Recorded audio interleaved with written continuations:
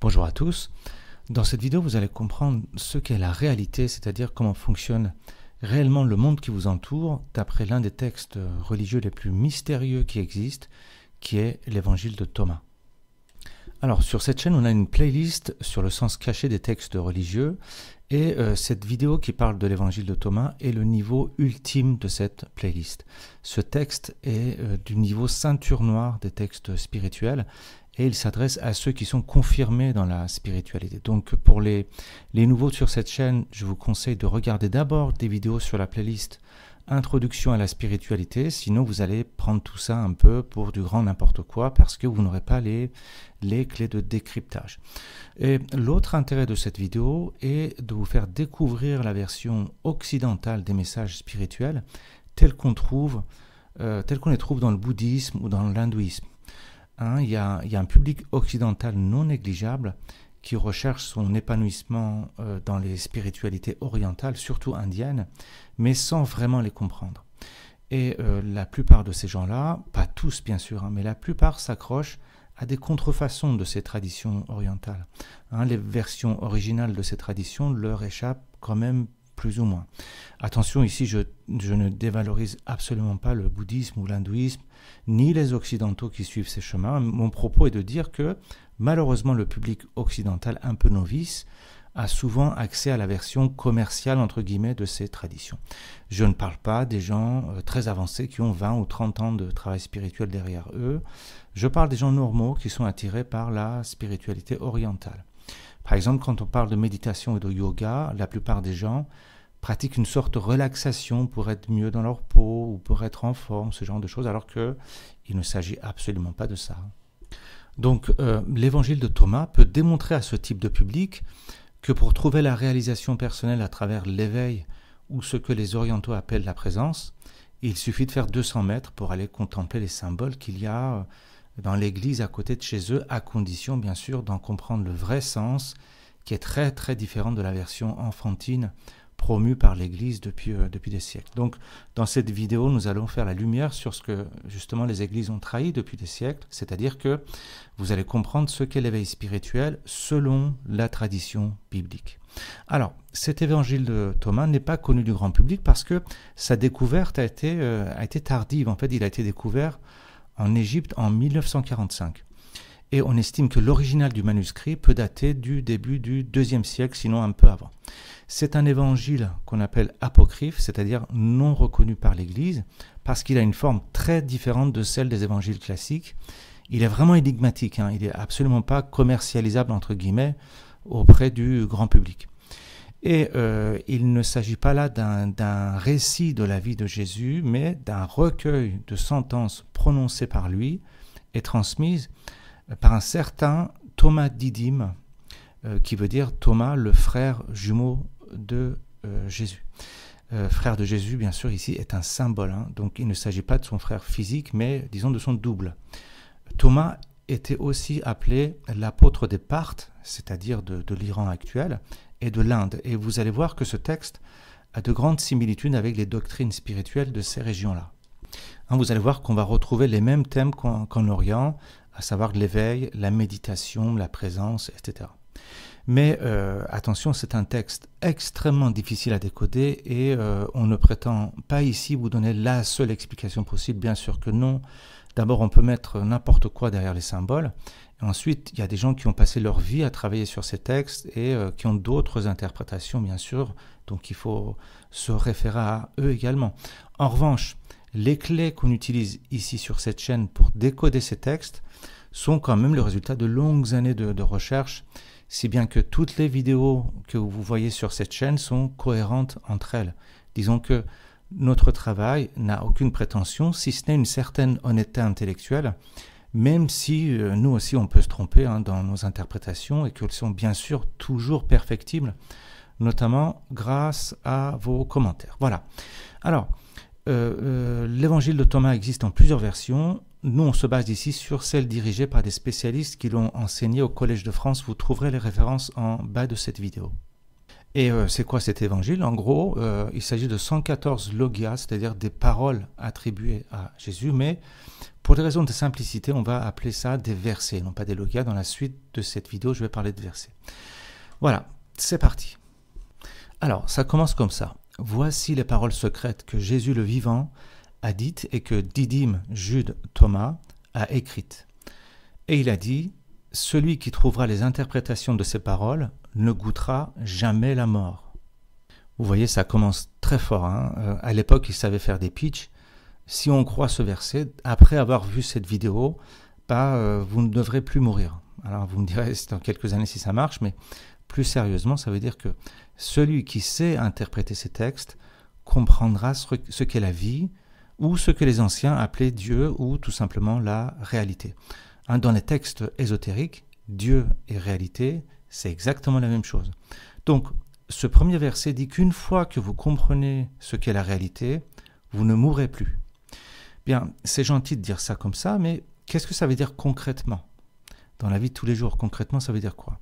Je ne sais pas, moi, si je comprends un texte, ou si j'apprends les maths, ou si quelqu'un m'explique un truc, ok, je monte en savoir, mais je vais mourir comme tout le monde. Hein. Qu'est-ce que ce verset veut dire par là, ne plus mourir? En fait, ce qu'il dit, c'est que si vous comprenez l'interprétation de ces paroles, vous allez comprendre ce qu'est la vie ou la réalité, et par conséquent, vous ne mourrez plus. Ça veut dire que dans la réalité classique, matérielle, telle qu'on la connaît tous, c'est sûr, tout le monde meurt, les corps meurent et se décomposent après. Bon, mais le texte ne parle pas des corps physiques, mais de vous en tant qu'humain. Ça veut dire qu'il existe une autre réalité que la réalité matérielle de tous les jours, dans laquelle vous, en tant qu'humain, vous n'êtes pas votre corps. Votre corps meurt, c'est sûr, mais pas vous. Ça veut dire qu'il y a une réalité supérieure dans laquelle vous pouvez expérimenter que vous n'êtes pas votre corps. Et c'est à ce titre-là que vous ne mourrez jamais. Et la suite de ce texte va vous expliquer au fur et à mesure ce qu'est cette réalité supérieure dans laquelle vous ne mourrez pas. Le problème, c'est que, le problème qui se pose d'entrée de jeu, donc je vous annonce la couleur, c'est que cette réalité supérieure est tellement énorme, elle est tellement bizarre, elle est tellement contre-intuitive que ça peut vous paraître du grand n'importe quoi quand je vais vous la présenter. C'est presque de la science-fiction et pourtant c'est réel. C'est tellement balèze et contre-intuitif que seule la personne qui expérimente cette réalité peut la comprendre. Et c'est ce type de personne, c'est cette personne-là qu'on appelle l'homme éveillé ou l'homme parfait dans les traditions initiatiques. Et à ce niveau-là, on comprend non seulement la réalité, mais on se rend compte qu'on est le créateur carrément de cette réalité-là. Et c'est pour ça que la personne ne peut plus mourir. Pourquoi? Parce que vous allez voir que Dieu, la réalité et vous, c'est la même chose. Tout ça, c'est exactement la même chose, c'est ce que vous allez voir. Alors, on continue. Le verset suivant nous dit, Jésus a dit, que celui qui cherche ne cesse pas de chercher jusqu'à ce qu'il trouve.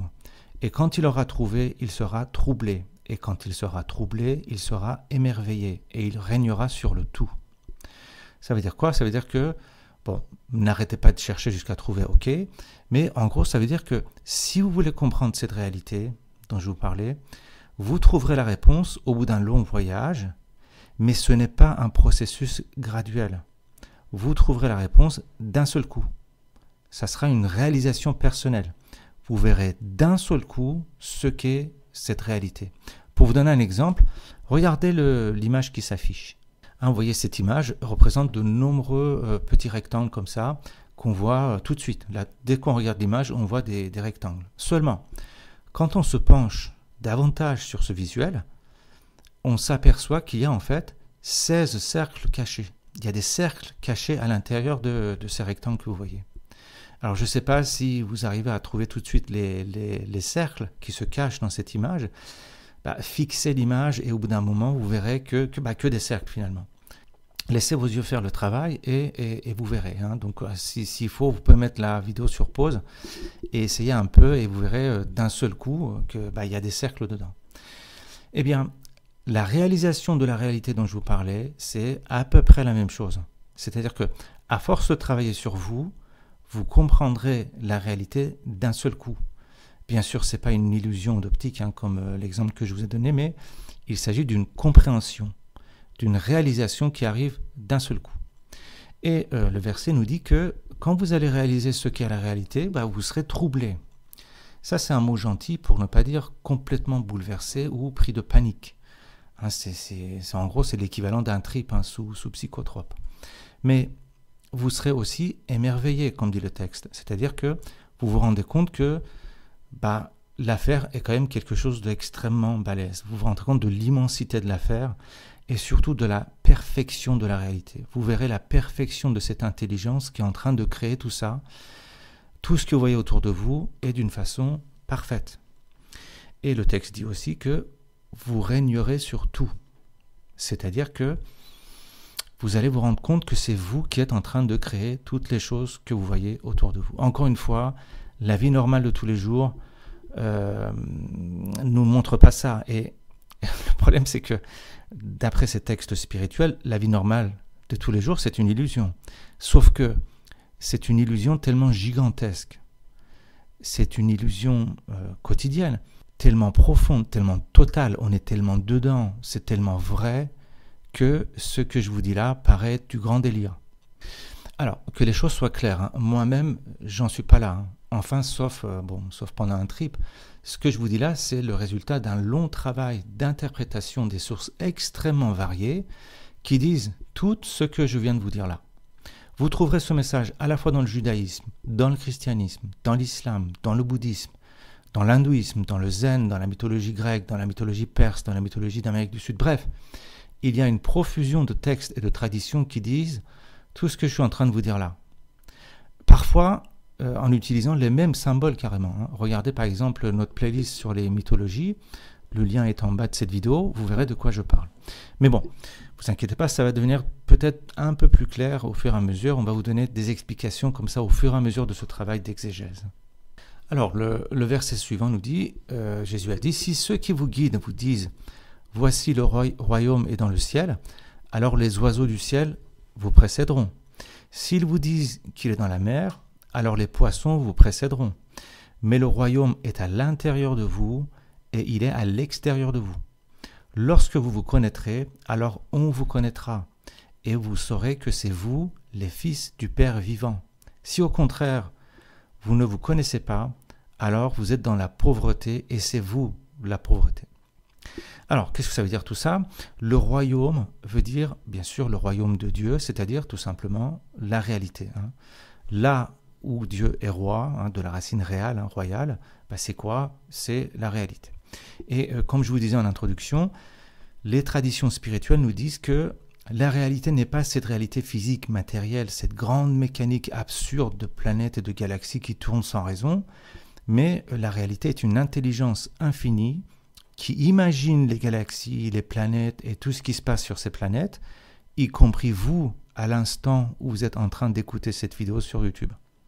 Et cette intelligence, cet esprit, cette conscience, bref, cette substance impalpable, invisible, incompréhensible, cette substance, cette chose-là, non seulement qui sait parfaitement ce qu'elle fait, mais en plus, elle sait parfaitement ce qu'elle veut.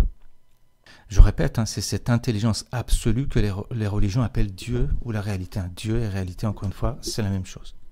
Et ce que ce verset nous apprend, c'est que cette intelligence est à la fois à l'extérieur de vous et à la fois à l'intérieur de vous. Elle est à l'extérieur de vous sous forme du monde physique, hein, y compris votre corps, y compris vos pensées, vos émotions. Hein. Les pensées, les émotions, ce n'est pas du tout le monde intérieur. Hein. C'est ce qu'on appelle le monde extérieur. Ça reste le monde extérieur.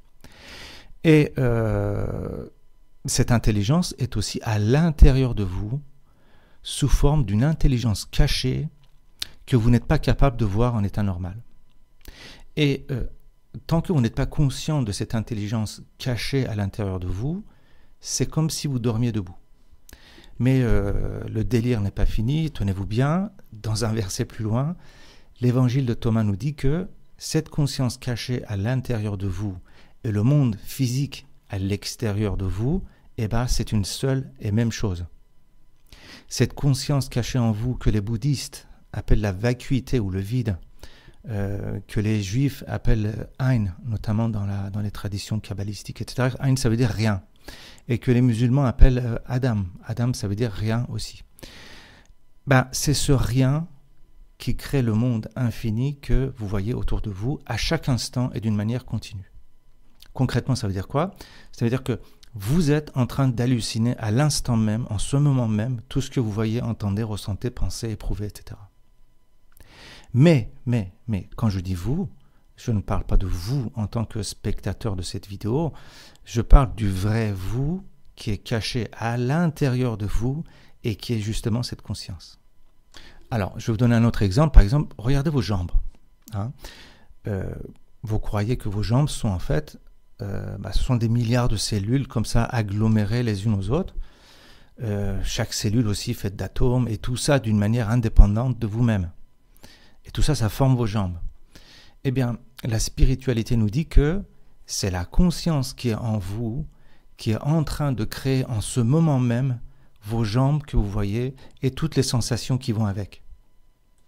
Autrement dit, ça veut dire que vous, en tant qu'observateur, vous êtes en train de créer l'expérience que vous êtes en train de vivre. C'est-à-dire que l'observateur et l'expérience sont reliés. Et tenez-vous bien, on va plus loin, ils disent que l'observateur et l'expérience, c'est une seule et même chose. C'est pour ça que le verset dit « Le royaume est à l'intérieur de vous et à l'extérieur de vous en même temps ». Ça veut dire quoi? Ça veut dire que le monde physique que vous voyez autour de vous n'est pas préexistant par rapport à vous. Par exemple, qu'est-ce que je veux dire là? Je vais vous donner encore un exemple. Mettez cette vidéo sur pause, allez jeter un petit coup d'œil par la fenêtre, et vous allez voir par exemple la rue en bas de chez vous, les bagnoles, tout ça. Donc, ensuite, revenez sur YouTube, refaites marcher la vidéo. Vous êtes d'accord que la rue en bas de chez vous et les bagnoles qui passent existent, même si vous n'êtes pas à côté de la fenêtre et que vous êtes là en train de regarder cette vidéo. Et que vous n'êtes plus conscient finalement de la rue, de ce qui se passe dedans. Vous êtes d'accord? Eh bien, vous avez tort. D'après ce qu'on vient de lire là, le verset, c'est que la rue n'existe plus quand vous en êtes plus conscient. C'est vous qui faites exister la rue, mais aussi les arbres, mais aussi le ciel, mais aussi les étoiles, mais aussi l'univers entier. Alors vous pouvez me dire n'importe quoi. D'abord, il y a d'autres personnes qui voient ces choses-là sans que je sois présent. Les bagnoles, la rue, les gens sont là, sans que je sois là. Et ensuite, si je meurs, ces gens-là, ces choses-là continuent d'exister. La rue sera toujours là, les voitures passeront toujours. Eh bien, la personne dont je parle ici, c'est pas vous en tant que vous, mais vous en tant que conscience, c'est-à-dire ce que les religions appellent Dieu, ou plus exactement, ce qu'ils disent le Fils de Dieu, ou le Fils du Père. La conscience en vous, ils appellent ça le Fils du Père. C'est-à-dire que vous êtes une émanation de Dieu ou de la réalité, mais vous vous prenez pour ce que vous n'êtes pas, c'est-à-dire Pierre, Paul ou Jacques. Vous comprenez? Quand je parlais de vous, tout ça, c'est pas vous en tant que personne, mais vous en tant que conscience. Et la réalité qui est une intelligence projette à chaque instant un monde autour de vous, y compris votre corps. Un peu comme un projecteur, vous voyez, dans un cinéma, ça se passe comme ça. Vous voyez, jusque-là, vous étiez le film sur la toile du cinéma. Eh bien, l'évangile de Thomas nous dit que vous êtes et la toile, et l'image sur la toile, et le projecteur qui projette l'image sur la toile.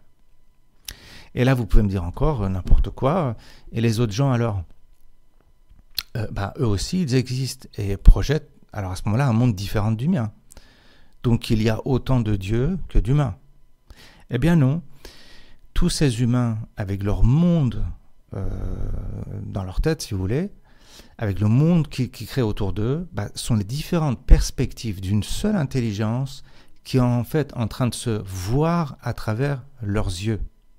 Alors, regardez, je vais vous montrer concrètement ce que ça veut dire. Regardez l'image qui s'affiche. Vous voyez l'image d'une femme qui est dans une salle où il y a des miroirs partout. Bon. Cette image-là, je ne l'ai pas choisie par hasard. C'est un exemple qui est donné tout le temps par exemple, chez les soufis, par exemple. On utilise beaucoup l'image de miroir. C'est à peu près ce que vous venez de voir. Bon.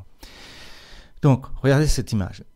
Que reflète chaque miroir? Eh bien, une certaine perspective de cette femme. Hein, les images reflétées par les miroirs sont toutes différentes, vous êtes d'accord? Mais pourtant, chaque miroir ne reflète que la même personne.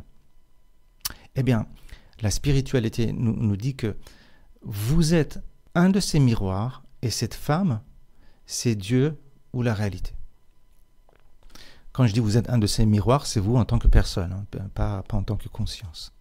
Donc, chaque miroir montre une image de la réalité, c'est-à-dire que chacun d'entre vous voit une certaine perspective d'un seul Dieu ou d'une seule réalité. Mais le problème, c'est quoi? Le problème, c'est que vous croyez être justement un de ces miroirs. Mais en fait, c'est pas ça, c'est que vous êtes cette femme qui est en train de se regarder à travers tous ces miroirs. La femme de cette image représente ce qu'on appelle la conscience ou Dieu ou la réalité, et le miroir représente ce qu'on appelle l'ego. Hein, aujourd'hui, vous pensez que vous êtes le miroir, la spiritualité vous explique que vous êtes cette femme qui est en train de se regarder à travers le miroir. Et qu'est-ce qui se passe si un miroir se casse? Eh bien, rien du tout. Cette femme sera toujours là. Voilà pourquoi le premier verset disait que vous n'allez pas mourir si vous comprenez que vous n'êtes pas un miroir, mais vous êtes cette femme en train de se voir, en train de voir son image dans le miroir. Alors, qu'est-ce qu'il nous dit encore ce verset? Il dit que lorsque vous vous connaîtrez, vous saurez que c'est vous les fils du Père vivant. Si au contraire, vous ne vous connaissez pas, alors vous êtes dans la pauvreté et c'est vous la pauvreté. Ça veut dire quoi? Ça veut dire que lorsque vous allez vous rendre compte que vous n'êtes pas un de ces miroirs, mais la femme qui est en face et qui représente la vie, ce que l'Évangile appelle le Père vivant, ça veut dire la vie, hein, tout simplement, ou Dieu, ou la réalité, tout ça c'est pareil. Donc, si vous vous rendez compte de ça, eh ben, vous êtes le Fils du Père vivant, c'est-à-dire l'image qui est reflétée sur le miroir. Vous vous rendez compte que vous êtes l'image en fait de la réalité. Si au contraire, vous vous prenez pour le miroir, c'est-à-dire votre corps, votre prénom, tout ça, par exemple, vous croyez que vous êtes Julie ou je ne sais pas qui, alors vous serez dans la pauvreté, comme dit le verset, c'est-à-dire que vous serez dans le néant. Pauvreté symbolise le rien, le néant, mais pas dans le sens que vous croyez. En gros, ça veut dire que vous serez dans l'inexistence. Hein. La pauvreté veut dire ici non-existence.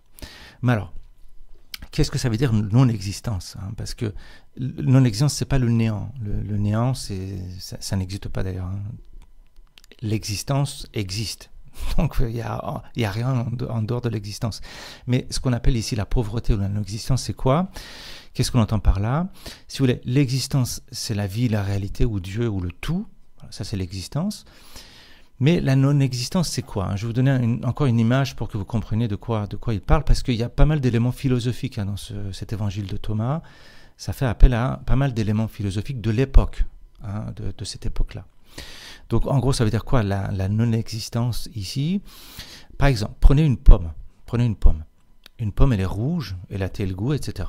Elle a ce qu'on appelle une essence, des qualités, sa couleur, son goût, etc. Mais cette pomme peut exister ou peut ne pas exister. L'existence de la pomme est autre chose que son essence. Eh bien, vous avez aussi une essence, c'est-à-dire une identité, par exemple votre prénom, votre corps, vos habits, vos études, etc. Et vous avez une existence, vous êtes là ou vous n'êtes pas là. Eh bien, ce que nous dit Thomas, c'est que vous n'êtes que l'existence. L'essence que vous voyez, c'est-à-dire votre identité, votre corps, vos cheveux, vos pensées, etc. Tout ça, c'est pas vous. Mais vous êtes l'existence elle-même qui, à chaque instant, se manifeste sous forme de votre corps et sous forme d'une infinité de choses autour de vous.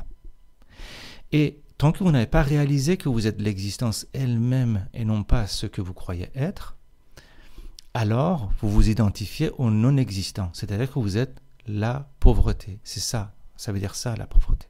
C'est ça la signification de la pauvreté dans ce texte. Alors, on avance.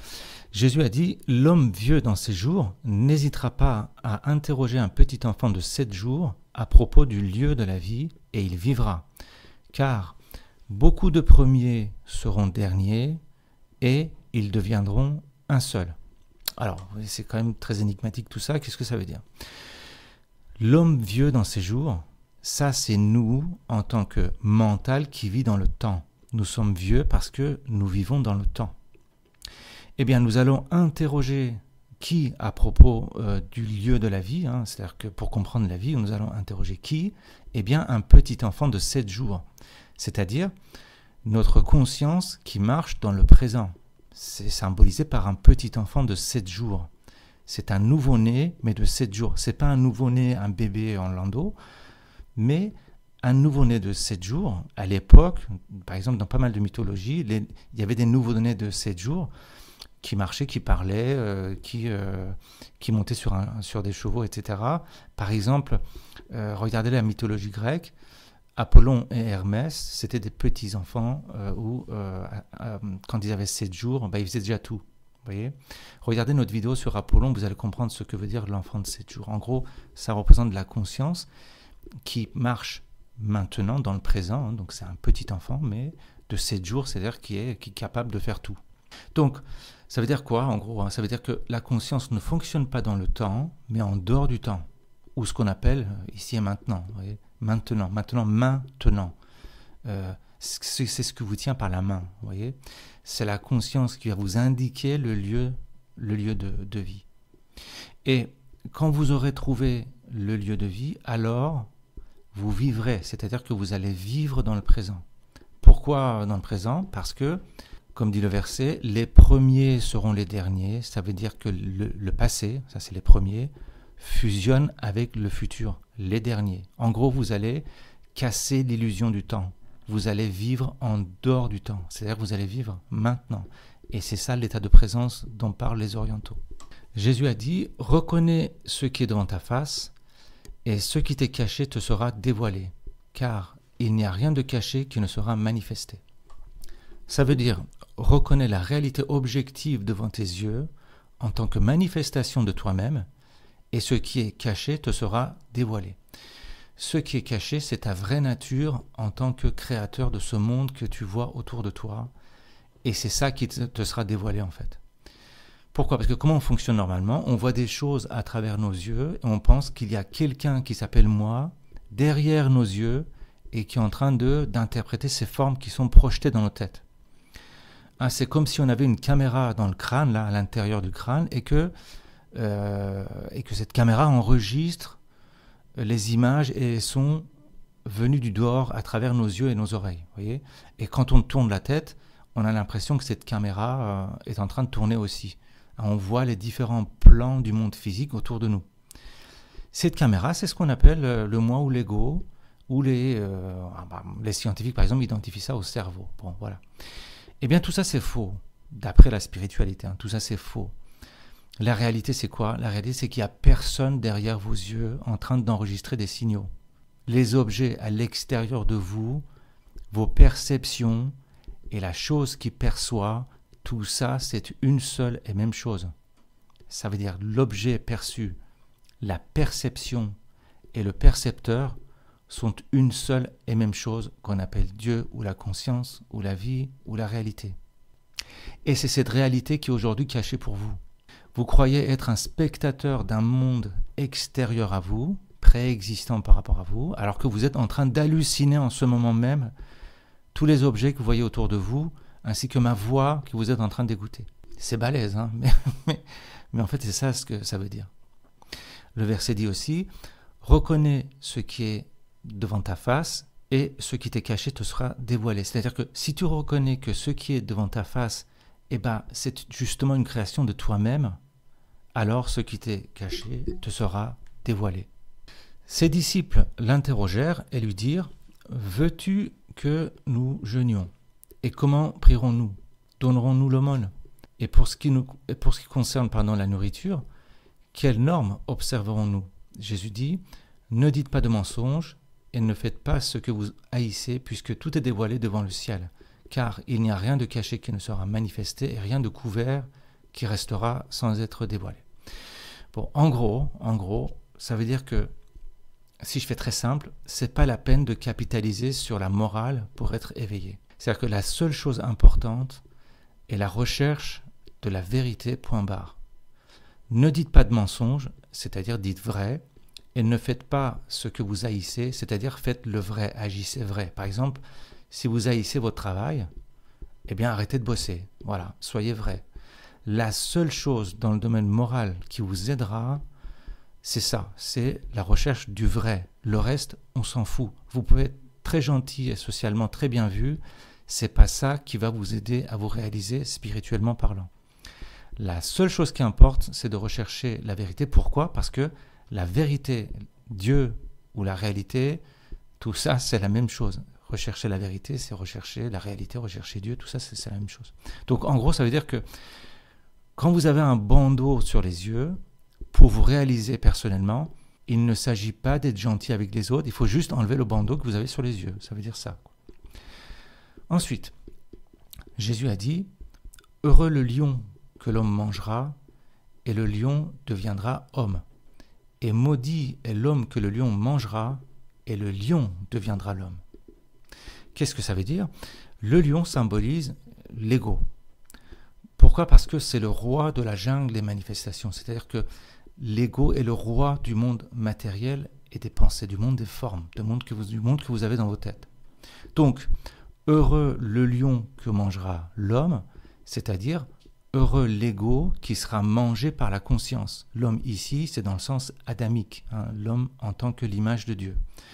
Et manger, ça veut dire incorporer, identifier. Ça veut dire heureux l'ego qui sera identifié à la conscience et maudit la conscience qui sera identifiée à l'ego, c'est-à-dire l'inverse. Hein, pour rappel, c'est quoi la différence entre l'ego, la conscience et le mental ? Eh bien, la conscience, c'est la réalité infinie. Un morceau fini de cette réalité infinie s'appelle le mental. Hein, le mental, c'est un morceau fini, un morceau perçu de la réalité infinie. Et quand la réalité ou la conscience s'identifie au mental, ça forme ce qu'on appelle l'ego. L'ego, c'est la conscience qui s'est faussement identifiée au mental. En gros, c'est Dieu qui se prend pour un humain. Et il a dit, l'homme est semblable à un pêcheur avisé qui jeta son filet à la mer et l'en retira plein de petits poissons. Parmi eux, le pêcheur avisé trouva un gros et beau poisson. Il rejeta tous les petits à la mer et choisit le gros sans difficulté. Celui qui a des oreilles pour entendre, qu'il entende. Alors, qu'est-ce que ça veut dire tout ça ? L'homme, c'est-à-dire ici un humain accompli éveillé. C'est quoi un homme ? C'est quoi un être humain accompli éveillé ? C'est quelqu'un qui voit la réalité de très haut, qui comprend l'essentiel et ne reste pas fixé sur des broutilles. La mer symbolise quoi ? La mer symbolise la conscience sans forme, l'esprit ou la réalité. Tout ça, c'est symbolisé par la mer. Un poisson, c'est quoi ? Un poisson, c'est une vérité qui évolue dans cette conscience, hein. La mer, la conscience. Un poisson a toujours les yeux ouverts, hein, c'est une vérité. Et un gros poisson qui mange les petits poissons, c'est une vérité plus synthétique qui enveloppe les petites vérités éparses. Donc, l'homme abouti, c'est quelqu'un qui relie les choses éparses pour comprendre une vérité au-dessus qui enveloppe les vérités éparses et mutilées en dessous. Vous comprenez ? Ça veut dire quoi ? Ça veut dire que l'homme, le vrai homme, l'homme éveillé, cherche toujours un plus grand degré de réalité. Hein, la réalité, un peu, c'est symbolisé par les poissons. Il y a des petits et il y a des gros qui mangent ou enveloppent les petits. Vous voyez ? L'homme éveillé, c'est quelqu'un qui garde le gros poisson, c'est-à-dire c'est quelqu'un qui cherche des degrés de réalité plus élevés. C'est pour ça que Dieu ou la réalité était aussi appelée lumière, par exemple, par les anciens Perses. Pourquoi ? Parce que la lumière est une chose qui a une infinité de degrés ou d'intensité. L'homme éveillé, c'est qui ? C'est quelqu'un qui recherche toujours plus de lumière, c'est-à-dire plus de réalité. On continue. Alors, verset numéro 9, Jésus a dit « Voilà, le semeur sortit la main pleine de semences et il les lança. Quelques-unes tombèrent sur le chemin, les oiseaux arrivèrent et les ramassèrent. D'autres tombèrent sur la pierre et ne prirent pas racine en profondeur et ne firent monter d'épis vers le ciel. D'autres tombèrent dans les épines, celles-ci étouffèrent la semence et le ver dévora les grains. D'autres tombèrent dans la bonne terre et celle-ci fit monter un bon fruit vers le ciel. Elle produisit 60 mesures pour une et 120 pour une. » Bon, qu'est-ce que ça veut dire? Alors, le semeur, c'est quoi? C'est la conscience ou la vie ou Dieu ou la réalité. Tout ça, c'est la même chose. La réalité lance des semences, c'est-à-dire que la réalité est remplie de potentialités. Et pour que ces potentialités deviennent effectives, c'est-à-dire pour qu'elles existent en acte, les philosophes disent passer de la puissance à l'acte. Pour actualiser une potentialité de la réalité, il faut que le terrain soit favorable. En gros, ça veut dire que la conscience se manifeste à travers certains hommes. Tous les hommes ne peuvent pas devenir pleinement conscience. Sauf naturellement l'homme câblé pour la spiritualité qui est symbolisé ici par la bonne terre en fait. Alors ensuite, j'ai jeté un feu sur le monde et voici, je le garde jusqu'à ce que le monde brûle. Alors c'est quoi le feu? Tout ça c'est un symbole. Le feu, c'est une chose qui brûle une forme et la transforme en lumière. Le feu, c'est ce qui permet à un humain ordinaire de brûler ses fausses identifications, ses fausses formes, et redevenir conscience ou Dieu sans forme. C'est pour ça que c'est symbolisé par le feu. Jésus a allumé le feu et le garde. Eh ben, il y a du boulot. Je pense qu'il faut quand même pas mal de bois, je vous le dis. Mais bon, c'est ce que ce verset veut dire. Ensuite, Jésus a dit, « Ce ciel passera, et celui qui est au-dessus de lui passera. Ceux qui sont morts ne vivent pas, et ceux qui vivent ne mourront pas. Les jours où vous mangiez ce qui est mort, vous en faisiez quelque chose de vivant. Lorsque vous serez dans la lumière, que ferez-vous? Le jour où vous étiez un, vous êtes devenu deux, mais quand vous serez devenu deux, que ferez-vous » Bon, ça veut dire quoi tout ça? Le ciel physique au-dessus de votre tête, ainsi que vous qui percevez ce ciel, qui êtes au-dessus de ce ciel physique, puisque votre perception enveloppe le ciel physique, eh bien, vous passerez. Mais même dans cet état transitoire sur Terre, vous êtes la vie elle-même, puisque vous avez la capacité de transformer une salade en vous-même en la mangeant. C'est-à-dire que, bien que on ait des formes passagères, on porte la vie en soi, et cette vie reste et ne meurt pas.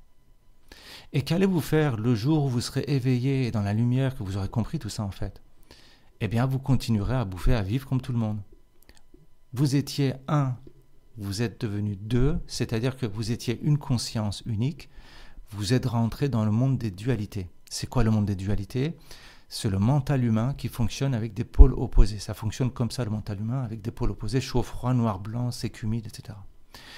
Donc, tout ça pour dire que le jour où vous serez éveillé, c'est-à-dire conscient du fait que vous êtes une conscience et non pas votre mental ou votre corps, eh bien, vous n'allez pas monter au ciel avec une auréole sur la tête. Vous continuerez à vivre comme tout le monde. D'ailleurs, personne ne s'en apercevra, sauf vous-même. Les disciples dirent à Jésus, « Nous savons que tu nous quitteras. Qui deviendra le plus grand parmi nous ?» Jésus leur dit, « Où que vous soyez allés, vous irez vers Jacques le Juste, pour qui ont été faits le ciel et la terre. » Bon, en gros, Jacques le Juste veut dire quelqu'un qui observe strictement les lois religieuses ou la morale. Jésus symbolise l'esprit, le spirituel. Jacques symbolise la morale, les rituels, tout ça. Ça veut dire que, en l'absence de chemin spirituel, c'est la morale qui prévaut, parce que la vie matérielle, c'est-à-dire le ciel et la terre, cette vie matérielle peut être régie par les lois morales. Donc, en gros, ça veut dire que la morale, c'est pour la vie matérielle, le spirituel est pour la vie spirituelle. Il ne faut pas confondre les deux. C'est pas parce que, je sais pas, il y a des religions qui observent les rituels à la lettre, c'est pas pour ça qu'ils sont spirituels. Ça n'a strictement rien à voir.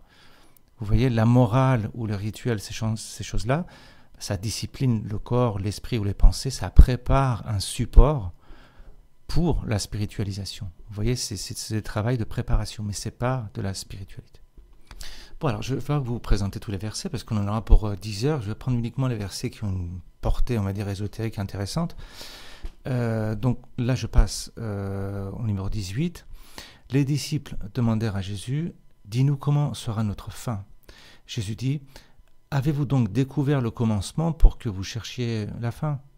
Car là où est le commencement, là sera la fin. Heureux celui qui se tiendra debout dans le commencement, il connaîtra la fin et ne goûtera pas la mort. » Alors, ce qu'il faut savoir, c'est que dans les religions abrahamiques, l'islam, le christianisme et le judaïsme, le commencement c'est la création, La fin, c'est la résurrection, la venue d'un Messie.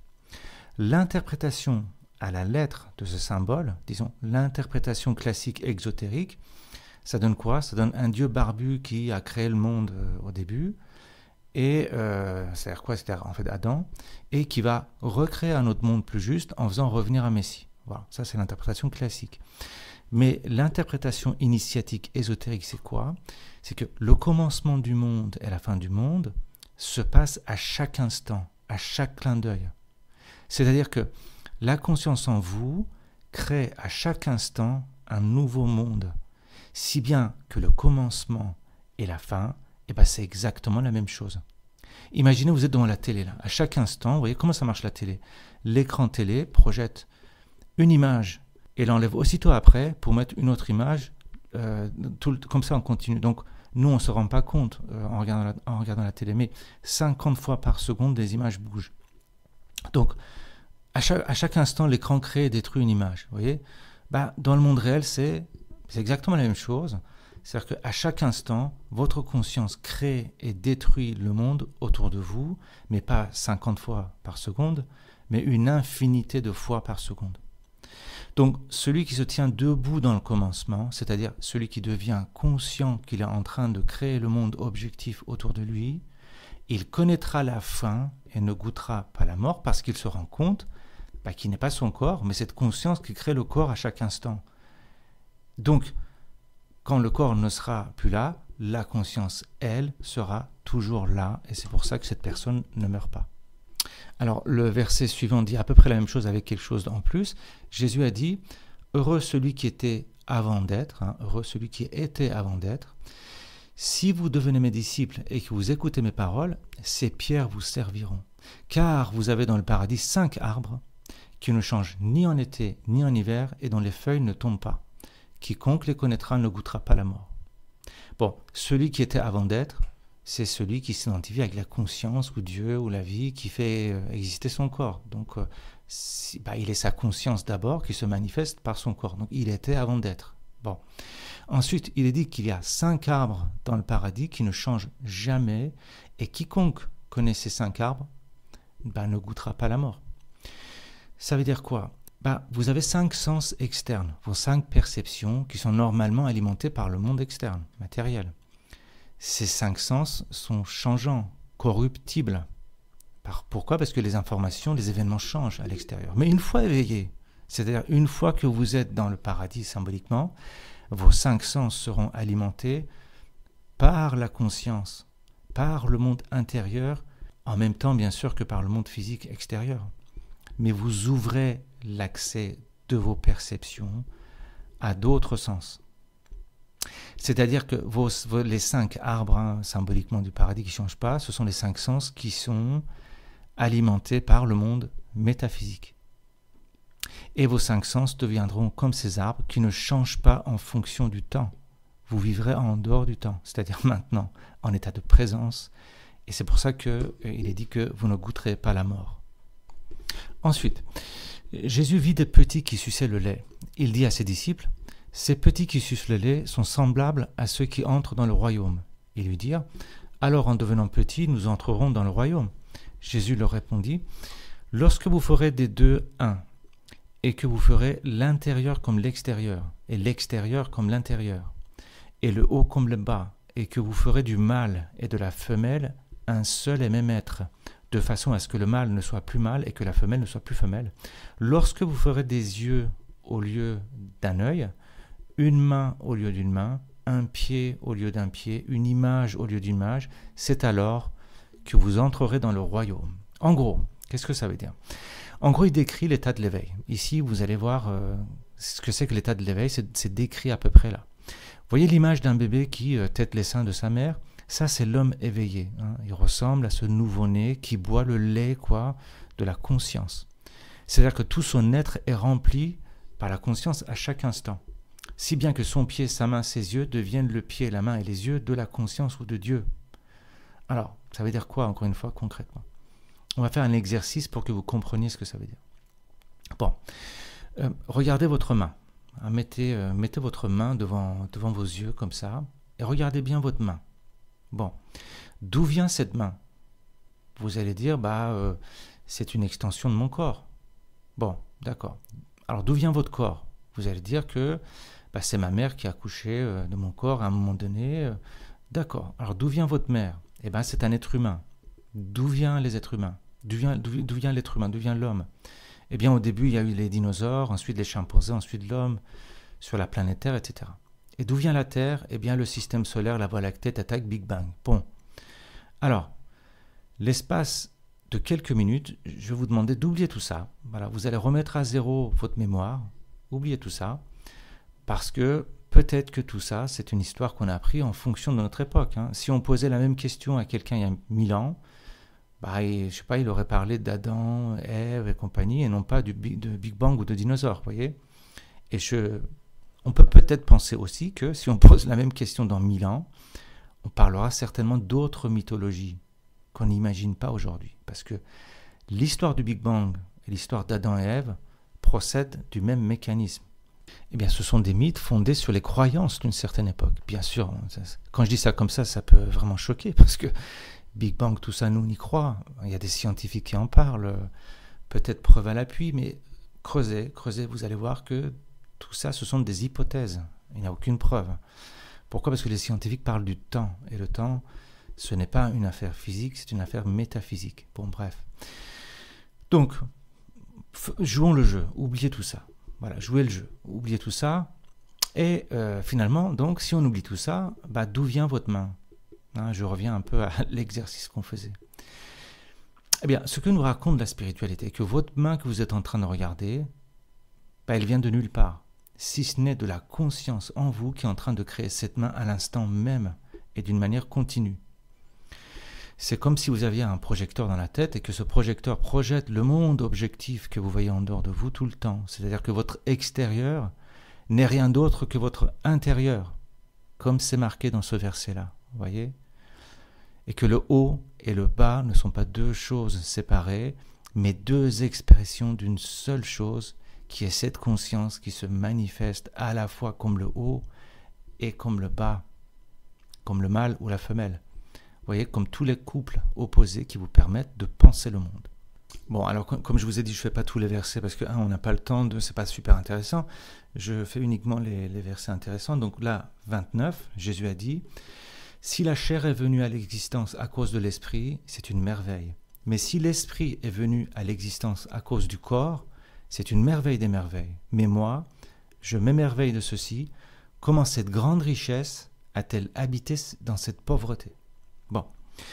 Bon, déjà, c'est quoi l'esprit et c'est quoi le corps? Chez les anciens, il y avait deux conceptions. La première était de dire que quand un bébé est conçu dans le ventre de sa mère, l'esprit vient pénétrer le corps du bébé naissant là, par le bas du ventre de la mère, par le bas en fait de la colonne vertébrale, qui du coup devenait un endroit sacré, et c'est pour ça qu'on l'appelait le sacrum. Le bas de la colonne est appelé le sacrum à cause de ça. Donc, cette première manière de voir est de dire que la chair vient à l'existence à cause de l'esprit. C'est ce qui est marqué dans le verset. La deuxième manière de voir l'esprit chez les anciens, c'était de dire que le corps du bébé est conçu sans esprit dans le ventre de la mère et que après la naissance, le corps sans esprit, petit à petit, se spiritualise. Un peu comme une lampe qui s'allume petit à petit. En gros, il pensait que l'esprit vient à l'existence à cause du corps. Attention, on ne parle pas ici en termes d'esprit divin ou Saint-Esprit. On parle de ce que les anciens appelaient l'âme, en fait. L'esprit ici, c'est l'âme. Donc, dans cette deuxième conception, le corps se spiritualise petit à petit en fonction de son potentiel et aussi du travail spirituel de la personne sur elle-même. Mais ce que nous dit ce verset, c'est que, quelle que soit la manière de voir l'articulation entre l'âme et le corps, ce qui est très étonnant, c'est comment l'esprit qui est infini, symboliquement d'une grande richesse, habite une âme ou un corps qui est fini, symboliquement une grande pauvreté.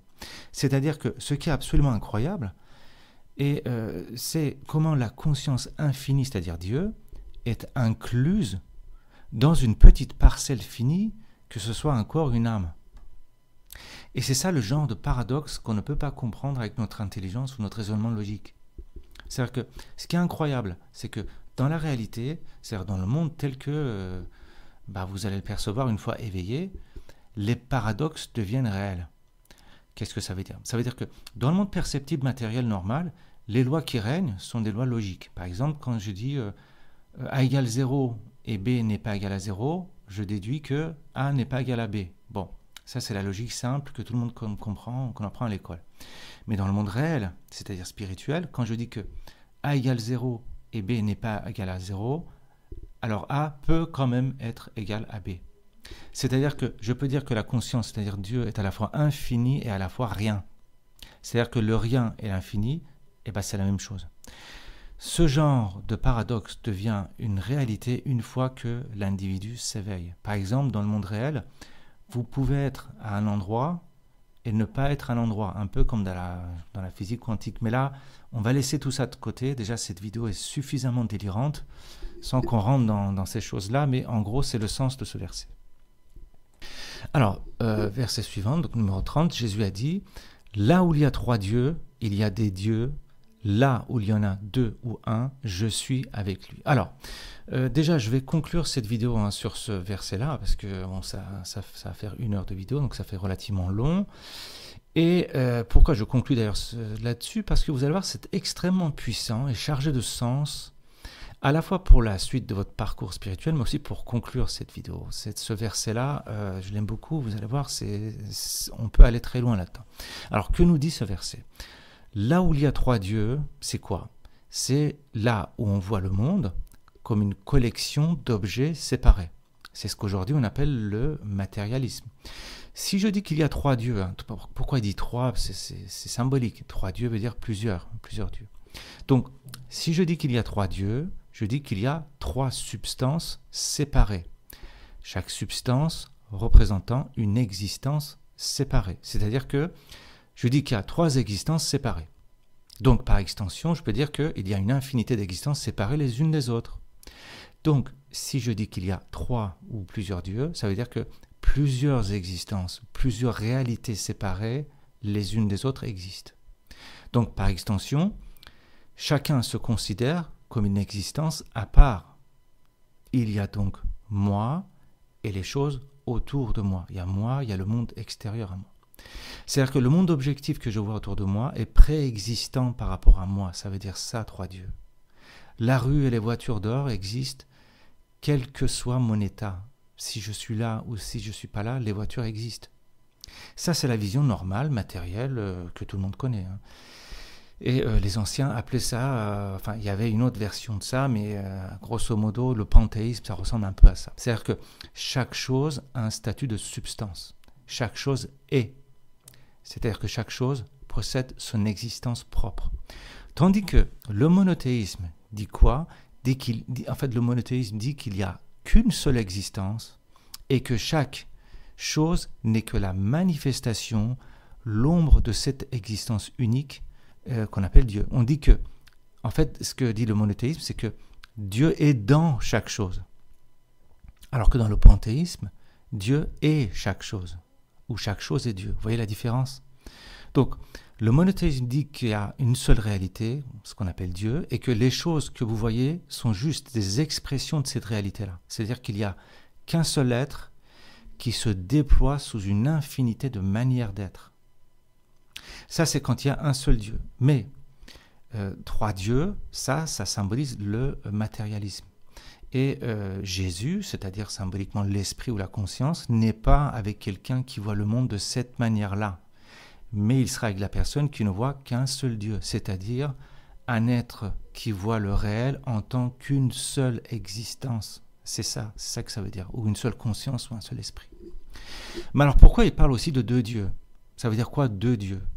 Ce verset dit que Jésus, c'est-à-dire l'esprit, symboliquement, est avec la personne qui voit un Dieu ou 2 dieux. Bon, on est d'accord que la Bible parle du monothéisme. Pourquoi Jésus serait aussi là, là où il y a 2 dieux? Ça veut dire quoi d'ailleurs, 2 dieux? En fait, c'est la même chose que le monothéisme, mais vous allez comprendre la nuance. Bon, attention, je ne prétends pas vous donner la seule explication ici, mais je vous présente une hypothèse qui peut non seulement coller, mais qui représente en plus une belle conclusion pour cette vidéo. Bon, C'est quoi cette hypothèse? Cette hypothèse, c'est qu'à l'époque biblique, en fait, il y avait une religion monothéiste, mais qui parlait de deux dieux. Et cette religion, c'était le zoroastrisme. Et à l'époque, il y avait un avatar du zoroastrisme qui était très répandu, du nom du manichéisme. Eh bien, cette religion qui était très populaire disait en gros, je simplifie énormément, hein, donc les spécialistes, il ne faut pas qu'ils s'énervent, mais en gros, c'est pour simplifier, c'est que, en gros, cette religion disait qu'il n'y a qu'un seul Dieu, d'accord? Mais ce Dieu est finalement comme une personne schizophrène ou quelqu'un qui a une double personnalité. Hein, imaginez un individu qui souffre d'un trouble psychique, hein, de double personnalité comme ça. Regardez d'ailleurs le film Psychose de Hitchcock. Ça raconte l'histoire d'un bonhomme qui avait deux personnalités qui switchaient d'une personne à l'autre tout en étant la même personne. Bien, bon. Un individu psychotique qui a une double personnalité, si jamais il fait quelque chose de mal et qu'il va au tribunal, si on prouve qu'il est psychotique, eh ben, on l'envoie à l'hôpital. On l'envoie à l'hôpital psychiatrique et non en prison. Pourquoi? Parce qu'on estime qu'au moment du crime, l'autre personne qui était en lui a fait surface et la personne normale qui représente le criminel, bah, il n'est pas responsable. Bon. Donc, on estime que cette personne psychotique a besoin d'aide, en fait. Eh bien, dans ce monothéisme originel, dans ce monothéisme ancien qui était le zoroastrisme, Dieu était vu un peu comme une personne psychotique, c'est-à-dire une seule personne mais ayant deux faces. Dieu avait une face positive qui s'appelait Mazda et une face négative qui s'appelait Ahriman. Et tenez-vous bien, cette religion disait que nous les humains, en tant que manifestation de ce Dieu unique, on a pour rôle d'aider Mazda, c'est-à-dire le côté positif, à combattre Ahriman, le côté négatif de Dieu. C'est-à-dire que nous les humains, on est un peu comme les psychiatres dans un hôpital, on doit aider Dieu à combattre sa propre face négative. C'est ce qu'on appelait à l'époque la chevalerie spirituelle. C'est-à-dire qu'un cherchant spirituel, c'est-à-dire vous qui cherchez à comprendre la spiritualité, vous êtes comme un chevalier qui doit combattre ce côté négatif. Mais ce côté négatif de qui? Eh bien finalement de vous-même, puisque vous êtes une manifestation de ce Dieu à deux faces.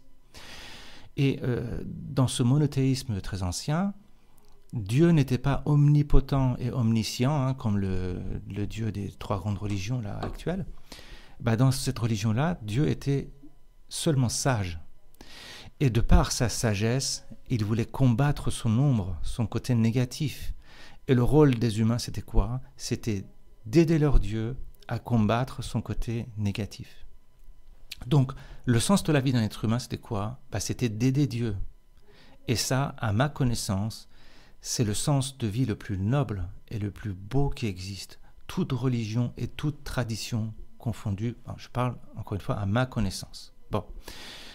Et franchement, il n'y a rien de plus beau et de plus noble que de dire que l'homme est un chevalier de l'esprit, c'est-à-dire quelqu'un qui doit combattre le côté négatif de lui-même, qui est en fait le côté négatif de Dieu en personne.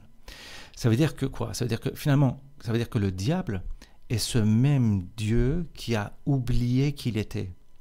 Le diable, c'est Dieu qui s'est identifié avec ses manifestations. Regardez dans la mythologie grecque, les dieux créent les hommes à leur image pour s'amuser. Et au bout d'un temps, c'est Zeus qui décide d'arrêter ce jeu à la con parce que les dieux, finalement, ils s'étaient pris à leur propre jeu. Vous comprenez le sens? Ça veut dire que nous sommes juste des jouets que les dieux ont créés, d'après cette mythologie grecque-là, à leur image, pour s'amuser. Mais le problème, c'est quoi? Le problème, c'est que les dieux se sont fait piéger à leur propre jeu.